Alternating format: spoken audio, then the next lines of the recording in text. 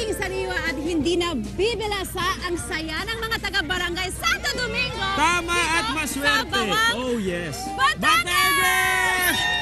At maswerte tayo dahil inimbitahan tayo sa pagdiriwang nila ng kanilang Baruta Festival! Kaya sa mga hindi po pamilyar sa Baruta, Baruta ay isang uri ng isda na sikat dito sa Batangas. Tanungin natin ang mga locals dito kung ano nga ba tong barutak na yan. Miss, ano po ba ang pinagkaiba ng barutak sa ibang isda? Ang barutak medyo maliit, nakakahawig ng kamban, kulay pilak, at pag natikman nyo, siguradong number 1! Wow, number 1! Parang unang hirit, number 1. Sir, anong masasabi nyo sa isdang ito? Nagkakalaga lamang ng 50 pesos per kilo. Pero wala yun sa presyo dahil sa barutak, wala yung makatatan. Oh, yes! Kagaya talaga ng unang hirit, no? Walang mga Super nakataro. energy!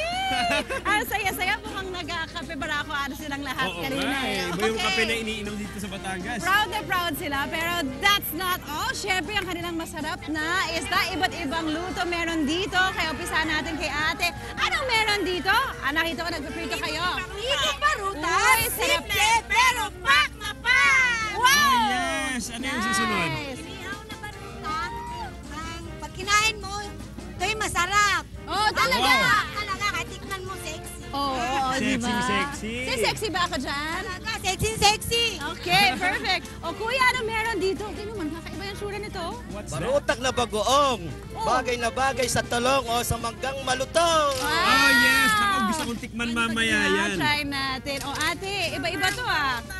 Binislat, Oh. binabad at binilad. Masarap na masarap. Okay, ito naman te.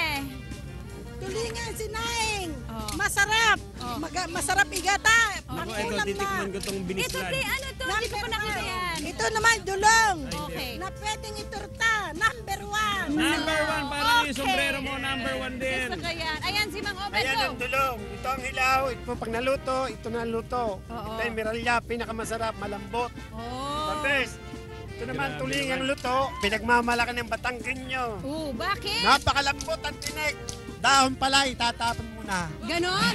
The Pwede, best. lahat kakainin. Huwag lang dahon. Super lasa ba? Super lambot, parang sardinas.